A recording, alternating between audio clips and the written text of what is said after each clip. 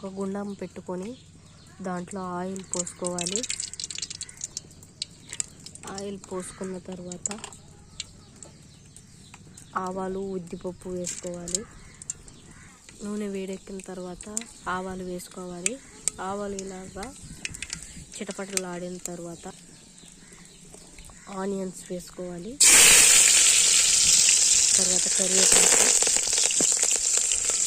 బాగా నూనెలో ఫ్రై చేసుకోవాలి.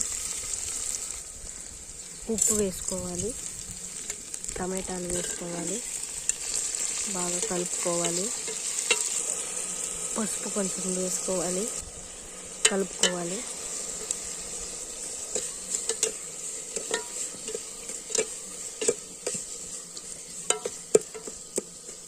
మా ఛానల్ని లైక్ చేసి సబ్స్క్రైబ్ చేసుకోండి ఫ్రెండ్స్. మరిన్ని వీడియోలు మీకోసం చేస్తాము.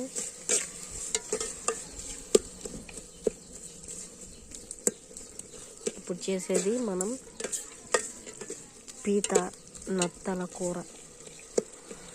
ఇలా క్లీన్ చేసి పెట్టుకోవాలి. నత్తని ఈ సైడ్ కొంచెం హోల్స్ లాగా చేసుకోవాలి. ఈ పీతలను అయితే ఇలా క్లీన్ చేసుకోవాలి. చింతపండుని నానబెట్టుకోవాలి.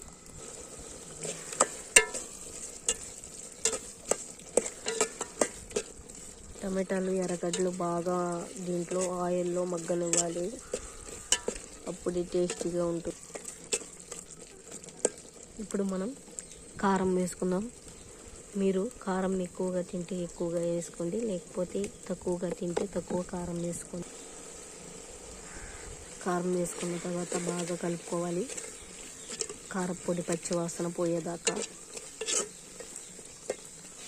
కదా. ఈ చింతపండుని బాగా ప్రెస్ చేసుకోవాలి. ఇలా జ్యూస్ లాగా దీంట్లో పోసుకోవాలి. వాటర్ పోసుకోవాలి. ఇలా బాగా కలుపుకోవాలి. కట్టెల పొయ్యి మీద చేస్తున్నామండి. చాలా టేస్టీగా ఉంటుంది పీత నత్తల కూర. క్లీన్ చేసుకున్న అది నత్త పీతలను దీంట్లో వేసుకోవాలి.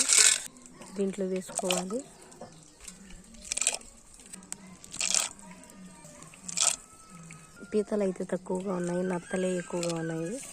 ఇప్పుడు మూత పెట్టుకుందాం. బాగా ఉడకనిచ్చిన తర్వాత చూడండి ఎలా సూపర్గా టేస్టీగా వాసన కూడా వస్తుంది.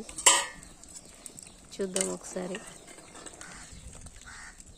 సూపర్గా రెడీ అయింది. ఇంకా కాసేపు ఉడకనిస్తే చాలు.